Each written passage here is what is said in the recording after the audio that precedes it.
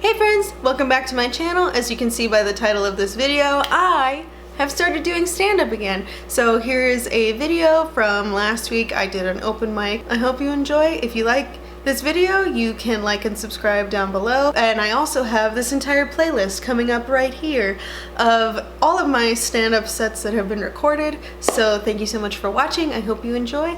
And if you stay till the end, maybe there'll be something special. Or nothing. It all depends on how much I care to do after this, because Mama's got some soup on the stove, so who's to say? Hello!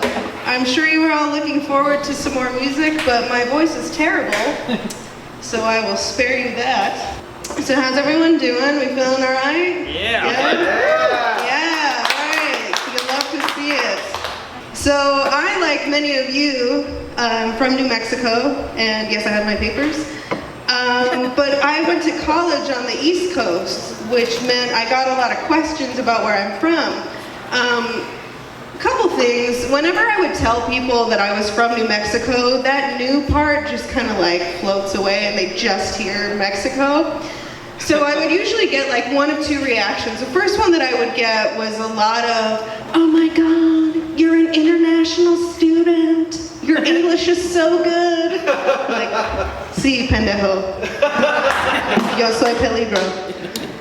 And the other reaction I would get a lot, because I went to a private film school, was Breaking Bad! Yeah, we don't all do math, you know, some of us have real jobs, so. But I actually don't. I work freelance right now, which is really just a fancy way of saying that I'm unemployed. So I get a lot of chances to watch those early morning talk shows, you know, like Divorce Court or People's Court, real high quality television. Yeah. But my favorite program to watch is Live with Kelly and No Racial Diversity. And a few months ago, they did a segment where they brought a doctor on, and so this particular doctor was talking about how they did this study, and they found that doctors within their specialty will kind of cater to whatever they treat. So like a cardiologist will eat really heart healthy, or like a blood sugar doctor, whatever that is, will eat like, you know, low sugar foods. So if anyone here is or knows a gynecologist, please come see me after the show. I'm really glad the kids aren't here for that one, because it's like, it's a little risky for that family in the back there.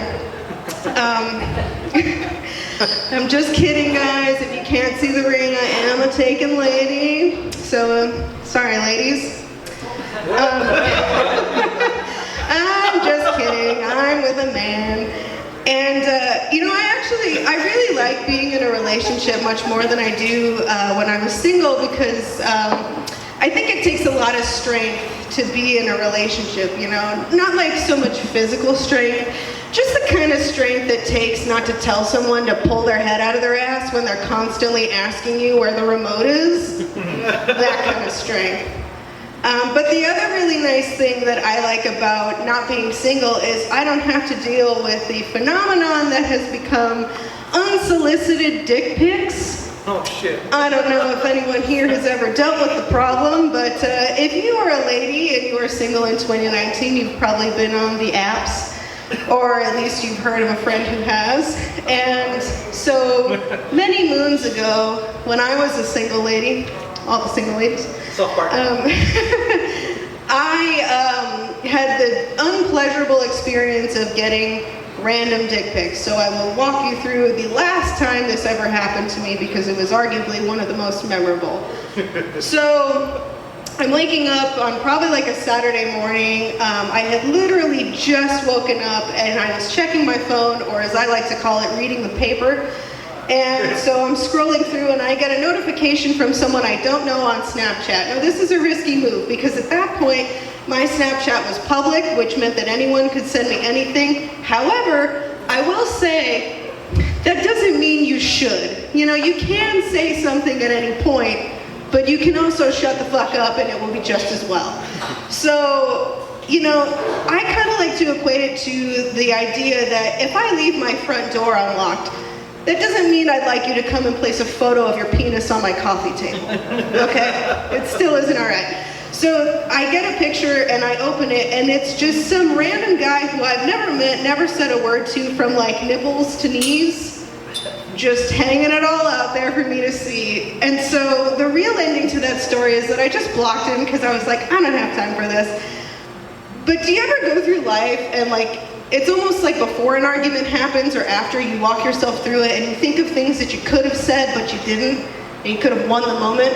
So I had that moment after I had already blocked the guy, so I couldn't go back and do it, but I thought of 3 things that I could have said to really stick it to him. So the first thing that I could have said would have been a follow-up question to him saying, do you like what you see? Which would have been to ask, where's the rest of it?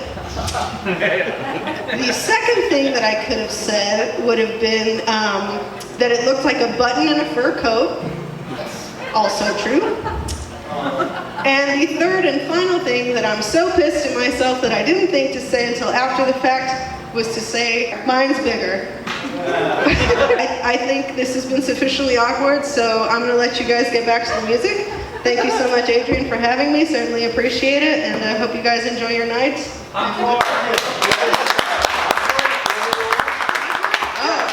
Let's see what we got here. If any of you have ever driven around here, then you will know that we have this thing called Border Patrol, which also came as a surprise to people on the East Coast because they can get from like Boston to New York in 4 hours and not even stop. So like, what does that mean? I'm like, just let me explain. They have to stop us to make sure there are no illegals in our precious cargo. So, whenever I grew up, I knew sort of about inherent racism because I noticed when we would drive through these places, my dad is very much like me, visibly white, and my mom is clearly Mexican. Like, I don't mean she's like running around with a chancla in her hand all day. I just mean like she's tan, like she has the nose and brown eyes. It's very clear what her ethnicity is. So whenever we would go through Border Patrol, if my dad was driving, they don't even stop to ask. They're just like, yeah, wave them on. Like they don't care, they just wave you through. But if my mom was driving, they would look at us and talk to us like we had a horse trailer full of cocaine hitched to the truck. It's like, she's just brown, guys, it's okay, just let her through. But the other thing is that because my mom doesn't look like me, people kind of assumed her role in my life, and it was incorrect because, you know, you see like a white kid and a Mexican lady, so you're like, little rich girl, nanny, got it. So we would go to Walmart a lot together because she was a stay-at-home mom, and she would, you know, take care of me during the day. So whenever I, you know, got privy to this information, I decided to mess with people because I am indeed a little shit. And so we'd be walking through the store and I'd yell, oh yeah, Maria! Even though her real name's Kathy. And I'd yell at her to get cleaning supplies. What the heck? But she got me. She got me back because she decided she was going to try to frame me for shoplifting. And slipped a pack of gum in my purse, but I called immigration. So joke's on you, miss. And if anybody's looking to date a middle-aged white man, Jeff is available. I'm just kidding. My parents are still together happily most days. And, you know, it's really something to look up to put up with somebody for so long. And I can only hope that me and camera guy Andrew here can last as long as they have. I will leave you with this as my encore. Something that I've learned in life and having different jobs and living in different places is that it's not always what you say, it's how you say it. You know, like you should never go up to your parents and describe your sexual endeavors to them, because it's just weird. But it's perfectly acceptable to show up to Thanksgiving dinner and say, we're trying to get pregnant. Because we all know what that means. So yeah, thank you guys so much. I appreciate it. Woo! Let's give one more round of applause to Cassandra.